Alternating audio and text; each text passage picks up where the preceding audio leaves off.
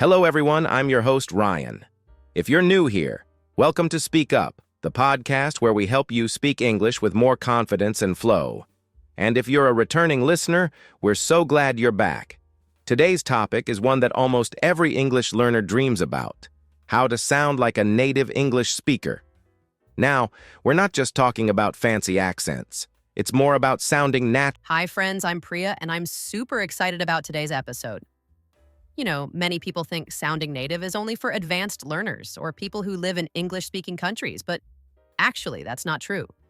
We'll show you simple, practical ways to sound more native in your everyday conversations, even if you're still learning.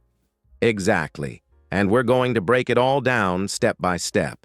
From how to say your words more naturally to using expressions that native speakers actually use. And hey, we've got a fun little twist in today's episode. At some point, we'll reveal one secret habit that even fluent speakers forget. Ooh, yes, I love that one. But no spoilers yet. Whether you're learning English for your job, to travel, or just to feel more confident, you're in the right place. By the end of this episode, you'll have some great tools to help you sound more like a native speaker and have fun. So now that we've set the stage for today's topic, let's start by talking about what it really means to sound like a native English speaker.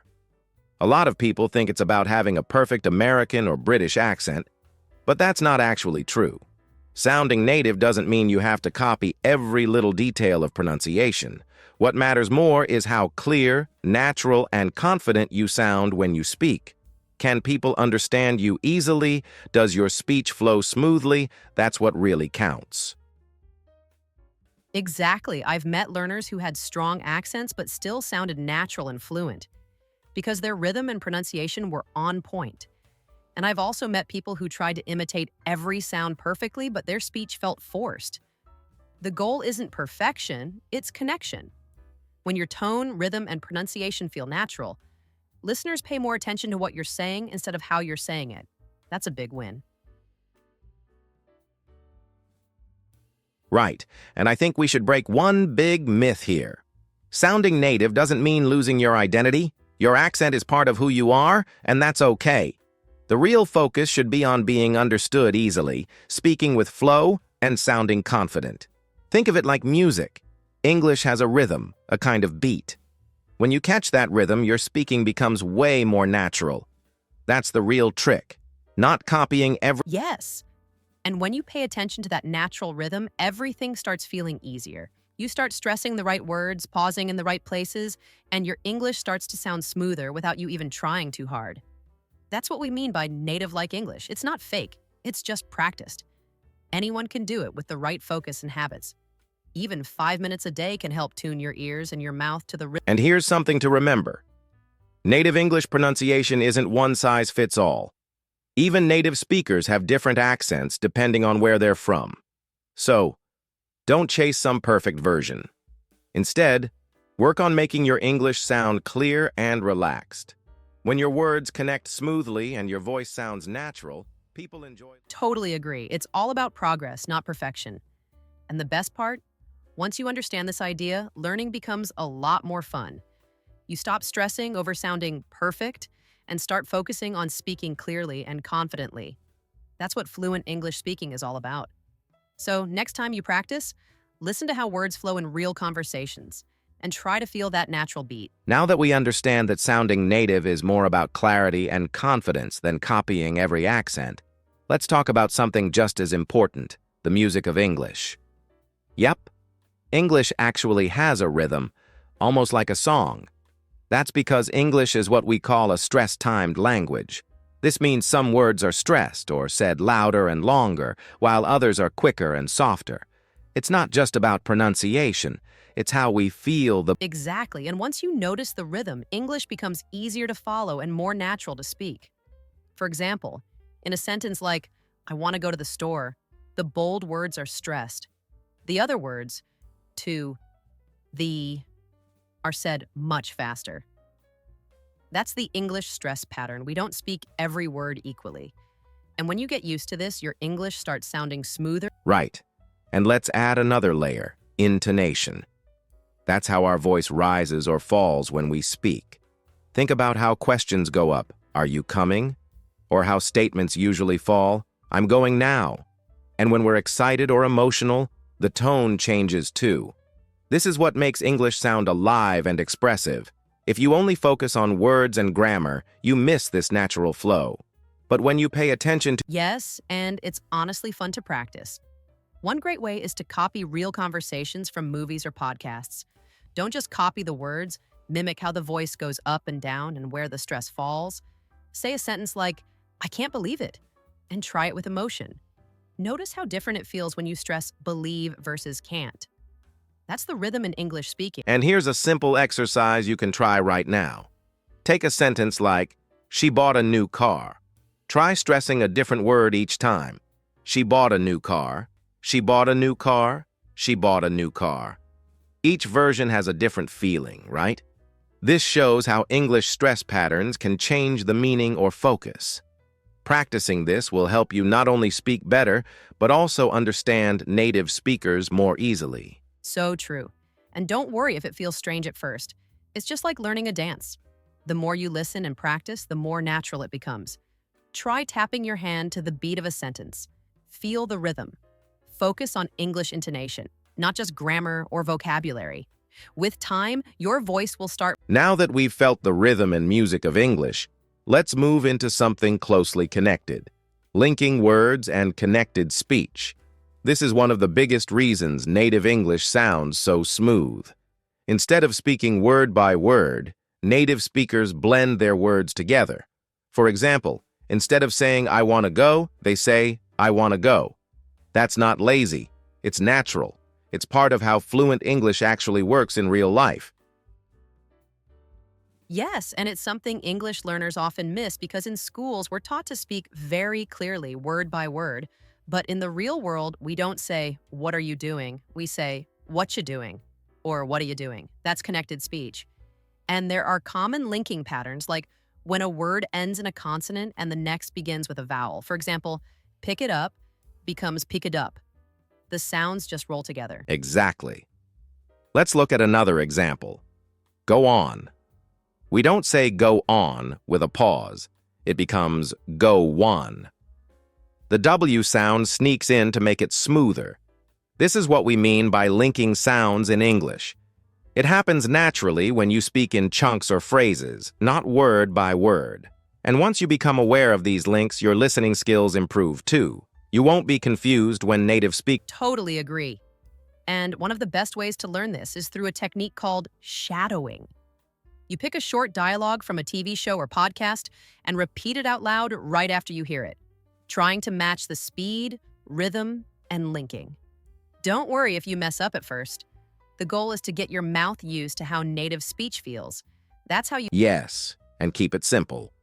You don't need to start with long monologues. Just take small scenes, maybe 10 seconds long, and repeat them again and again. Try ones with everyday conversations like, I'm gonna grab some coffee, or you wanna come with me? These are perfect because they show real-life English with blended sounds and easy And here's a tip. Don't worry too much about getting every word perfect. Focus on the flow. Feel how the words connect, how your tongue moves, how the sounds slide into each other. That's the heart of sounding natural. You're not just learning words, you're learning the sound system of English. And trust me, once this clicks, you're confident. So far, we've talked about linking and connected speech, which really improves flow. But let's now shine a light on something that trips up many learners: pronunciation of tricky sounds. This is a big deal. Mispronouncing just one sound can completely change the meaning.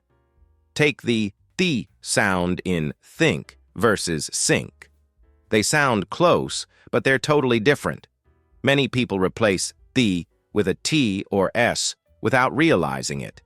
So instead of Right. And another common pair that causes confusion is V and W. In many languages, these sounds aren't so different, but in English, they matter. Vine and wine are not the same thing. To say V, your top teeth touch your bottom lip slightly, but for W, your lips form a small circle and push the sound forward. Practicing these differences every day, even for just 5 minutes, can make your English sound much clearer. yes, and don't forget about R and L, another pair that confuses learners.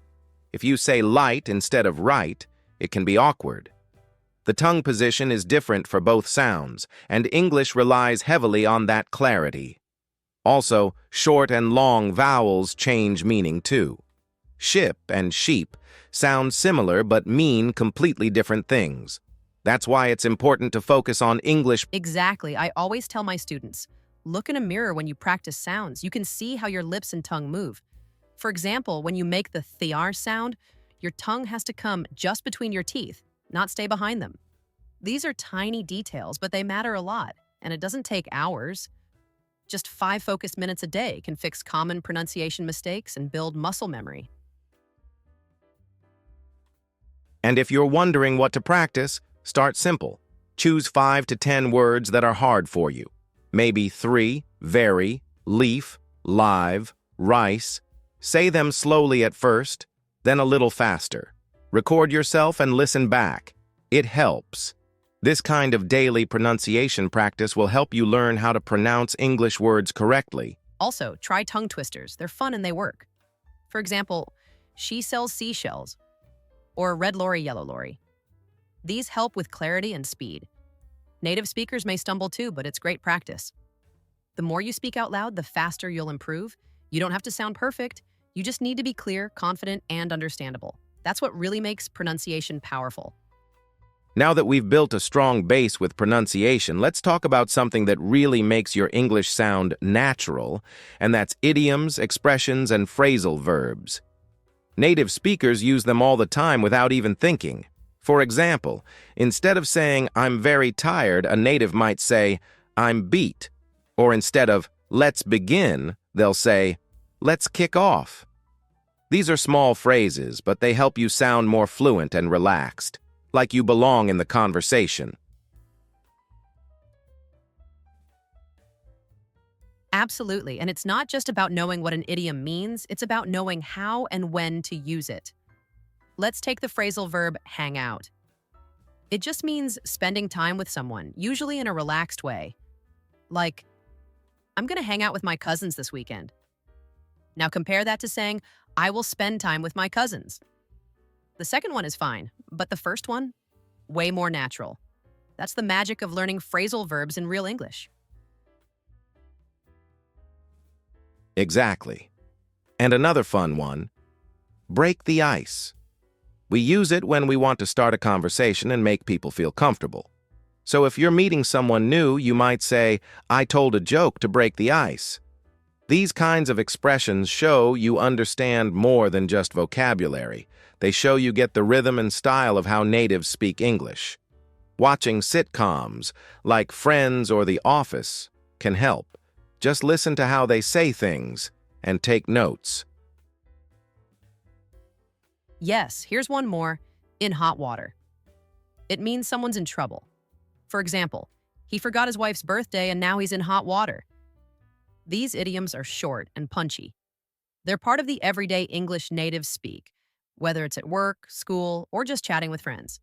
You won't find them much in textbooks, so it's important to listen and notice how natives use these expressions in real life.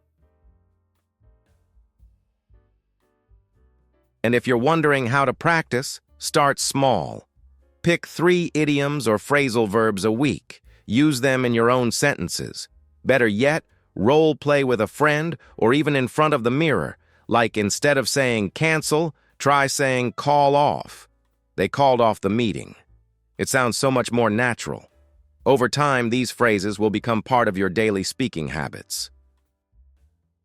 Here's a tip I give my students. When you watch short clips or sitcoms, pause and repeat the phrases you hear. Try to say them with the same tone and emotion. Write down the ones you like and try using them in your own conversations. The more you practice English idioms used by natives, the more confident and fluent you'll feel. This is how you move from textbook English to real spoken English. We've talked about speaking more naturally, using expressions and idioms. But here's something just as powerful, listening. If you want to sound like a native, you've got to listen like a native. That means more than just hearing English. It means active listening. Try watching YouTube channels, movies, or even podcasts made for native speakers. Start with subtitles on, then turn them off once you're comfortable. The more you hear natural English, the more it sticks in your brain, And your That's so true. When I started improving my own English, I didn't just memorize vocabulary. I focused on listening, really listening. And one thing that helped a lot was reading the transcript while I listened. It helps you notice how words are linked together, where the stress falls, and even the emotions behind the words. Later, I'd play the same part again and repeat it out loud. That's called shadowing. It's one of the best techniques to improve your English listening skills. yes. And shadowing doesn't have to be complicated. Just choose a short clip, maybe 30 seconds to a minute. Listen first. Then play it again and repeat after the speaker, copying the rhythm and tone as closely as you can. Try to speak at the same speed. This helps you get used to the real rhythm of English. It's not just about the words, it's about how they're said. Over time, this becomes part of how you speak too. Exactly. And here's the key: consistency. You don't have to spend hours, even 10 minutes a day can make a big difference. Choose topics you enjoy, like travel vlogs, comedy skits, or short news updates. If you enjoy what you're listening to, you'll naturally pick up new words, expressions, and pronunciation. Learning English through listening works best when your ears are trained to recognize how native speakers actually speak, not just what they say.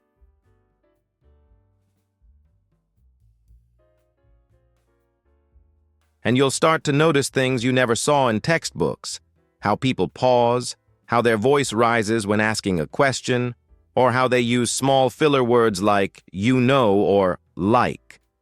These are gold. They make your English sound real and natural. Plus, your brain will start to pick up patterns, so you won't have to translate everything in your head. That's when you know you're... Here's a practical idea for everyone listening. Pick one native-level podcast or YouTube channel and follow it daily. Use subtitles if you need them. Pause, repeat, mimic. This is how you grow naturally.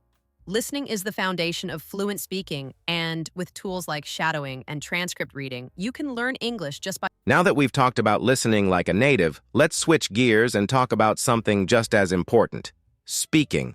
A lot of people wait until they have someone to practice with, but here's the truth. You don't need a partner to practice spoken English daily. You can start with something as simple as talking to yourself. Just describe what you're doing. I'm making coffee. I'm opening the fridge. I'm going for a walk. When you do this out loud, your brain gets used to forming English sentences more easily. It's a super practical... Yes, I actually did this myself. I used to think in English silently, but I noticed I didn't improve much until I started speaking out loud. Even if you're alone, your mouth and brain need to work together. You can repeat sentences you hear in a show or podcast, or record yourself reading a paragraph. Then play it back and listen to your pronunciation, tone, and rhythm. It may feel strange at first, but it really helps you speak English confidently. You'll start to... And here's another idea. Shadow short dialogues from your favorite TV shows. Say the line right after the actor, try matching their emotion, speed, and accent. You don't need a perfect imitation, just get your mouth moving. Speaking daily, even alone, builds the muscle memory you need for fluent speech. Think of it like exercising. You won't build strength just by reading about push-ups. You've got to actually do them. And when you're ready to talk to real people, try language exchange apps. There are so many now: Tandem, Hello Talk, even English-speaking clubs on Zoom. You'll meet people who are learning your language and want to practice English too. It's a great way to use what you've practiced alone in real conversations. Start simple. Introduce yourself, talk about your day. The more you do it, the easier it gets. This is how to speak English fluently in real-life situations. Another fun tip: pick a daily topic and speak for 1 minute about it. It could be food, movies, a memory from childhood, anything. You can even record a short video and save it just for yourself. This builds your confidence because you're using your own words, not just repeating others. And over time, you'll notice... Exactly. Fluency isn't something that happens overnight. It's built little by little, day by day. Even if no one's around, you have a powerful tool, your voice. So talk to yourself, repeat after your favorite actor, record your thoughts, keep speaking every single day. That's the key to building real, lasting confidence. Finally, let's talk about something that's often overlooked. But it's actually one of the most powerful tools you have: your mindset. If you want to sound like a native English speaker, it's not just about pronunciation or grammar. It's also about thinking like a confident speaker. Absolutely. Confidence doesn't come after you become fluent. It helps you get there. One thing that helped me a lot was learning to And remember, sounding native doesn't mean you have to copy someone's accent or be 100% perfect. What you're really aiming for is a real English fluency mindset. That means being okay with learning step by step. Celebrate small wins. You understood a podcast today? Great. You used a new phrase in a conversation? Amazing. These are real signs of progress. Fluency is a journey, and your mindset shapes how far and how fast you go. That's so true. Many people give up because they feel stuck or shy. But just showing up every day, speaking a little more, listening a little deeper, that builds your English speaking confidence. And if you keep a positive attitude and stay curious, you'll get closer to sounding natural. Watch how natives speak, but don't try to copy everything. Just take what feels right for you. The more real and relaxed you are, the more fluent you'll feel. And honestly, the best speakers I know are the ones who never stopped practicing, even when it was hard. They didn't let fear hold them back. They just kept going, speaking, learning, laughing through the awkward moments. So, if you're listening to this and you've made it this far, you're already doing something amazing. You're growing. You're investing in your future. And trust me, your confidence in English will grow with you. So true, Ryan. And with that, we just want to say thank you so much to everyone who joined us today. Whether you're a regular listener or it's your first time tuning in, we're really glad you spent this time with us. Keep practicing, stay confident, and remember, you don't need to be perfect, just real. That's what makes your English truly powerful. We'll see you next time, right here on Speak Up.